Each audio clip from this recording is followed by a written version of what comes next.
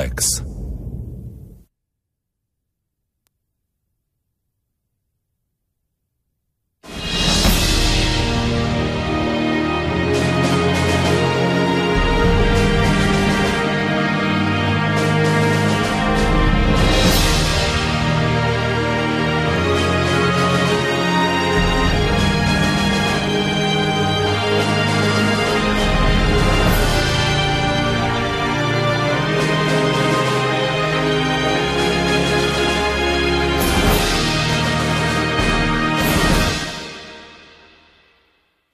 Senhores telespectadores, vimos hoje visitar uma cidade muito curiosa e que tem, entre outros títulos, o facto de ser uma das cidades mais antigas da Europa. A cidade de Alcácer do Sal. Eu talvez exagere, mas talvez possa dizer que esta cidade é tão antiga como o sal. Foi um dos pontos de abastecimento de sal para todo este ocidente do Mediterrâneo. É um sal muito branco, grosso. Nessa altura julgava-se que a brancura tinha a ver com a capacidade de conservação e, portanto, aquele era considerado o melhor sal do mundo. Vinham barcos de toda a parte carregar sal. Um barco, quando vinha, não tinha sal, mas tinha que trazer um lastro, um peso, senão virava-se. E então punham um peso de areia. Quando entravam a barra, deitavam fora a areia, que era substituída pelo sal. Isto originou, a certa altura, o estrangulamento da Barra de Setúbal. Já só entravam navios relativamente pequenos. Foi proibido deitar areia, enfim. Estes salinas ainda hoje lá estão. Embora, como sabem, o sal perdeu uma grande parte da sua importância. O sal, outrora, era a vida, não havia vida sem sal. No próprio ato do batizado dava-se uma pitada de sal, era a vida eterna. Mas nós, portugueses, levámos muito sal para a África, regiões onde não havia sal, e trocávamos o sal por ouro,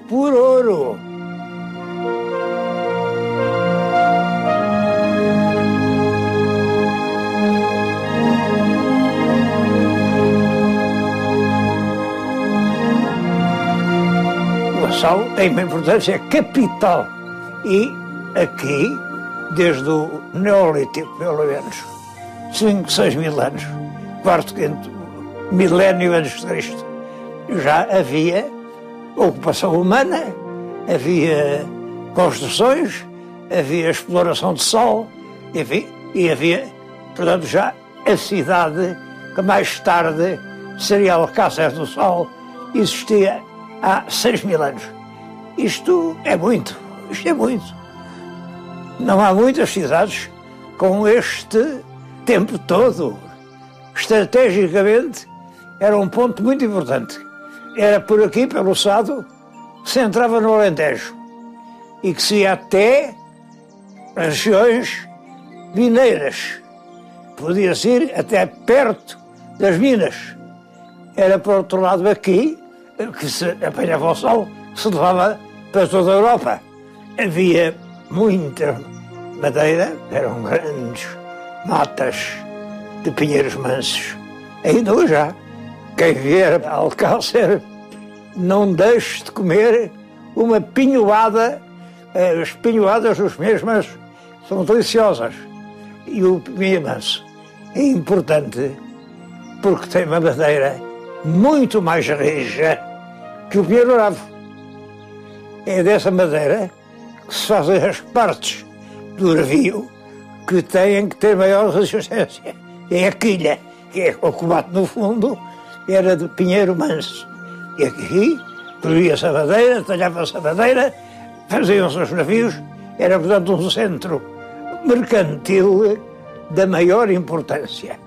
É claro, depois tudo isto mudou, as riquezas passaram a ser outras, mas Alcácer aparece na nossa Idade Média.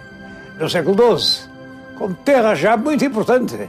O nosso rei, Dom Afonso Henriques, tentou apoderar-se dela. Não foi capaz. Durante 50 anos, sucederam-se tentativas para tomar Alcácer Sol. Inútil. A cidade era fortíssima, a cidade tinha muita gente. Só em 1217, no tempo do rei Dom Afonso II, foi possível conquistar a cidade. E conquistar com uma grande armada de cruzados que passaram por aqui a caminho da Terra Santa. Esses cruzados subiram o Sado e eram grandes navios. Subiram todos o Sado, fizeram um cerco a Alcácer que os privou da água, conseguiram destruir o abastecimento de água e, ao fim de algum tempo, Alcácer teve-se a render. Logo a seguir, o Dom Afonso VI deu-lhe fural, enfim, começam os privilégios, as garantias, mas é claro que a partir daí Alcácer perde bastante da sua importância. É curioso que essa conquista de 1217 já não é capitaneada pelo próprio rei. O rei Dom Afonso II não veio a Alcácer, mas veio exércitos cruzados. Creio que a explicação é simples e dolorosa. Os últimos anos de Afonso II são dramáticos.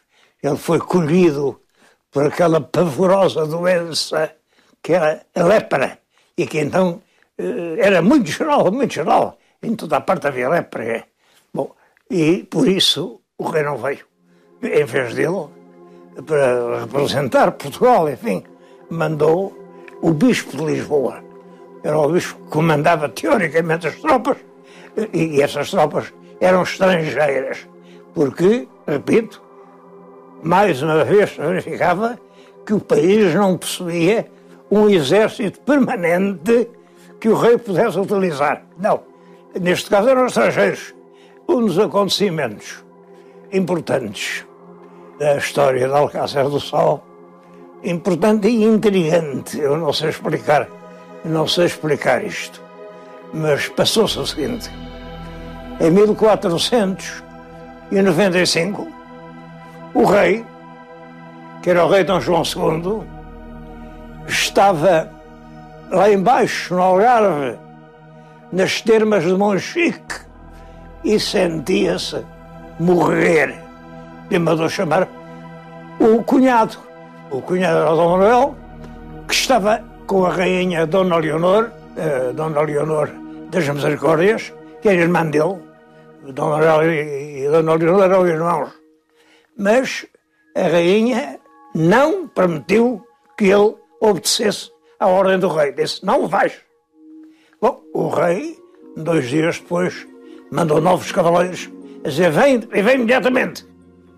A rainha disse, não sais daqui. Terceira intimação, já severa, com ameaças, Dom Manuel teve medo, bateu-se num cavalinho e veio a caminho do Algarve. Mas a rainha soube e mandou os seus mais rápidos cavaleiros atrás de Dom Manuel e apanharam-no ainda na vila de Coles.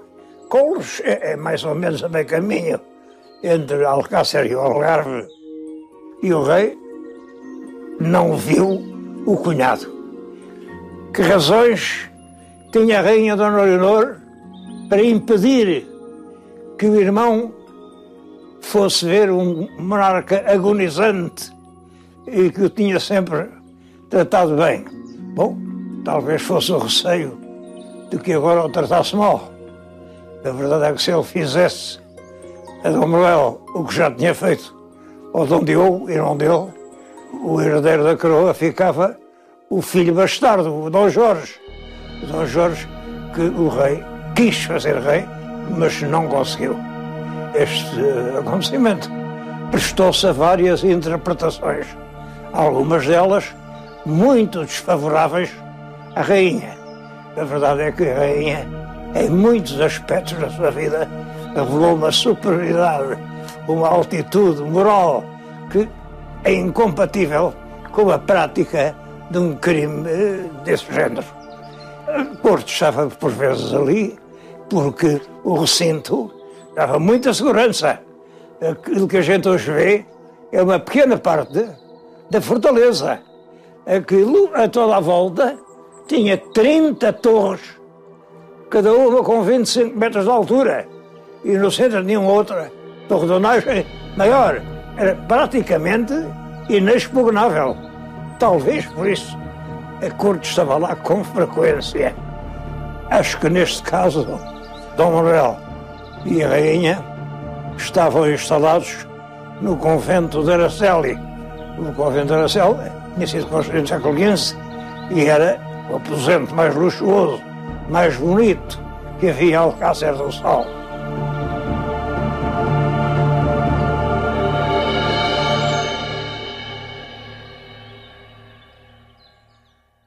Segue-se o reinado de Dom Manuel, que é um reinado de grande estabilidade, prosperidade. O rei Dom Manuel foi realmente um grande rei. Sabia que era rei de todos os portugueses. Ao contrário do antecessor. O antecessor dele, Dom João II, dizia que num país há salmonete e há sardinha. Salmonete é caro e difícil, custa apanhar. A sardinha é barata e saborosa. Ele, pessoalmente, preferia a sardinha. Bom, isto era uma maneira política de falar. Ele preferia ao povo e o povo preferiu a ele. Isto é um facto. Eu já disse aqui que a primeira greve de que eu tenho notícia em Portugal foi quando ele morreu.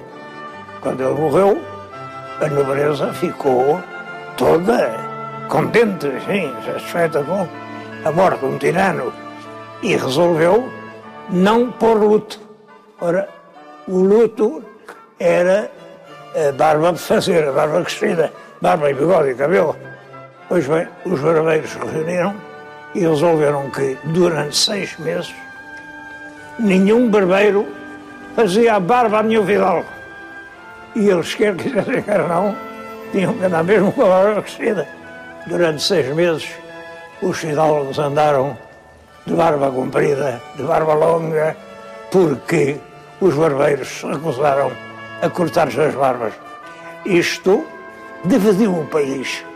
A verdade é que o país de Dom João II é um país dividido entre grandes e pequenos, é um país cheio de sangue, de violência, de perseguição, de crime, e Dom Manuel consegue acabar com isso.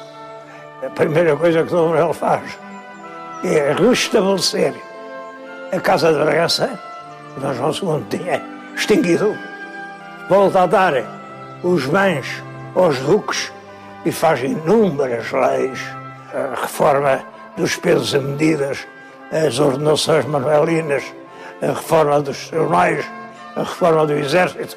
É realmente um grande rei. Os historiadores chamam-lhe o venturoso. Venturoso porque soube ter sorte. A sorte vem ter com quem amerece. Isto é o que eu penso.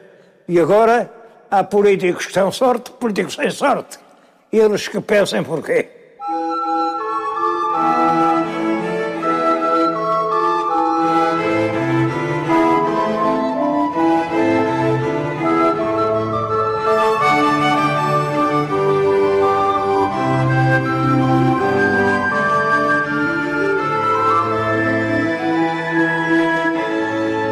Alcácer do Sal, pouco depois de entrar no domínio cristão, foi entregue à Ordem de Santiago, a Ordem dos Cavaleiros Guerreiros de Santiago da Espada.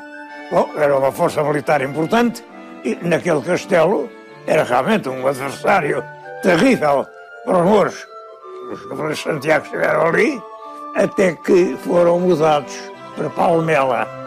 Eu não sei bem as razões da mudança.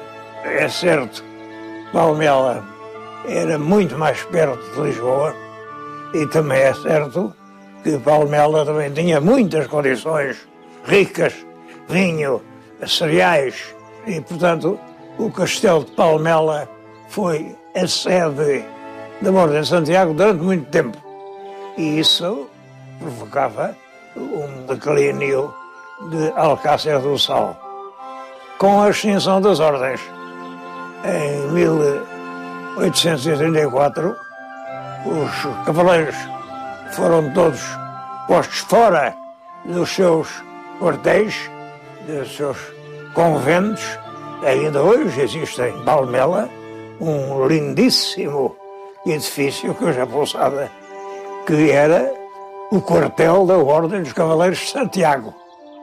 Também é curioso que o antigo castelo de Alcácer também vem a ser utilizado como pousada turística. Esteve muitos anos abandonado e maltratado. Até que, em 1910, a um dos últimos decretos do João Franco, da monarquia, foi declarado monumento nacional e depois, mais tarde, resolvem instalar ali uma pousada turística que está a funcionar em cheio. É claro que, quando fizeram as obras para a pousada, apareceram imensos materiais arqueológicos, de coisas do tempo romano, coisas mais antigas que os romanos, e tudo isso está hoje criteriosamente exposto e explicado no Museu Arqueológico que existe dentro da pousada, e só para ver isso vale a pena vir ao Alcácer do Sal.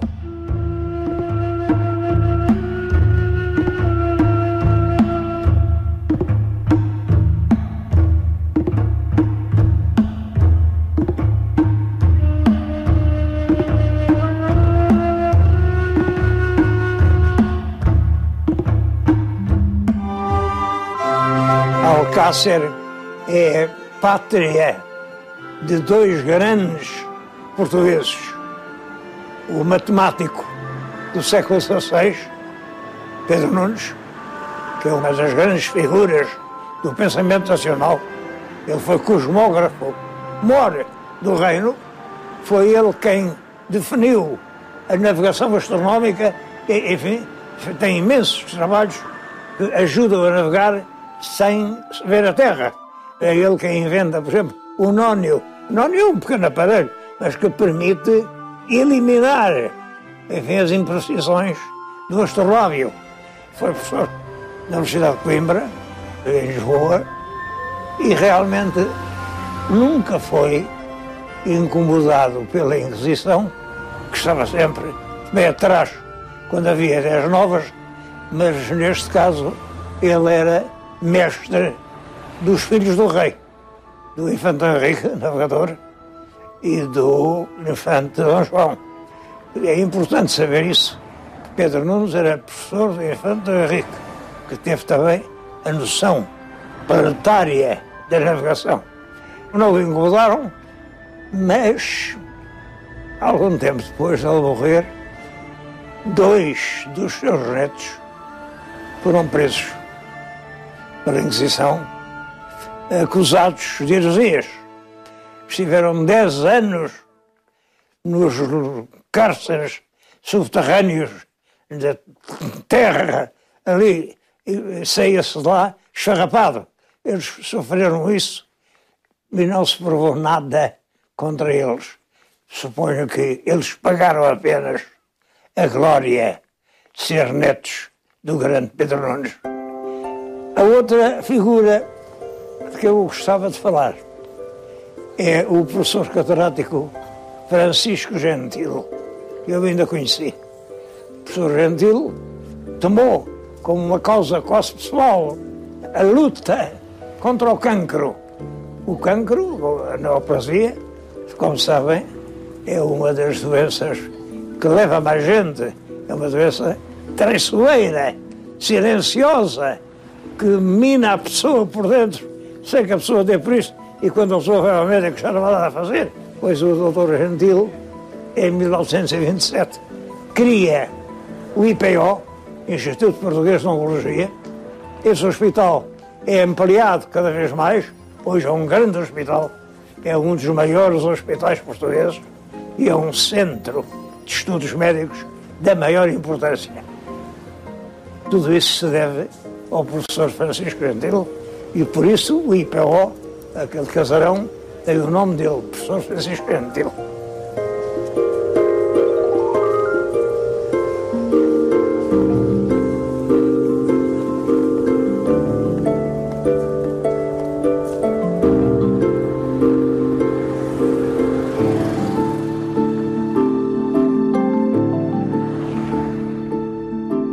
O Conselho de Alcácer do Sal é um dos maiores que é em Portugal. Tem 1450 km². É enorme. Mas tem uma população rala. A média é 9 pessoas por cada quilómetro. É muito pouco. Isto também tem uma explicação histórica. Em parte, é a grande propriedade que se sucedeu às ordens religiosas, as ordens monásticas militares. A Ordem de Santiago era dona disto tudo em comendas. As comendas deram origem a quintas e ainda hoje permanece uma grande propriedade aqui. Além disso, aconteceu que no século XVI foi introduzida uma cultura nova que não havia aqui em Alcácer, que era o arroz. Aqueles chapéus enormes que estão a ver eram campos ideais para o arroz. A cultura do arroz cria realmente malária, doenças e era muito negativa para as populações.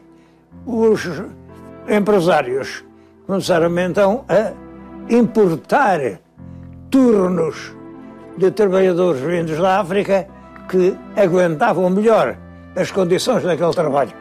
Hoje continua a haver arroz e já não há mosquitos. Foi felizmente possível erradicar esse flagelo. Eu ainda me lembro de se verem aviões a deitar um pó. Hoje não há nada disso. Hoje é uma cultura como qualquer outra e que dá grandes lucros à região.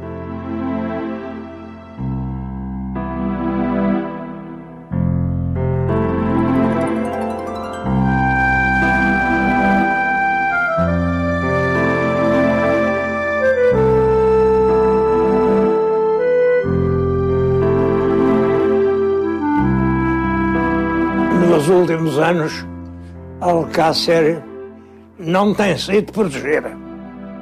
A Estrada Nova, que agora vai para o Algarve, deixa ao lado direito a cidade de Alcácer. Vê-se, mas é de longe. Antigamente não se passava para o Algarve sem passar no centro de Alcácer. E quem passava no centro de Alcácer não deixava de tomar um cafezinho. Um cafezinho e a pinhoada, naturalmente. Bom, é a minha sugestão. Continua a fazer isso. Se para o sul, entre num daqueles cafés que ficam à beira-rio e prove a deliciosa pinhoada de Alcácer do Sal.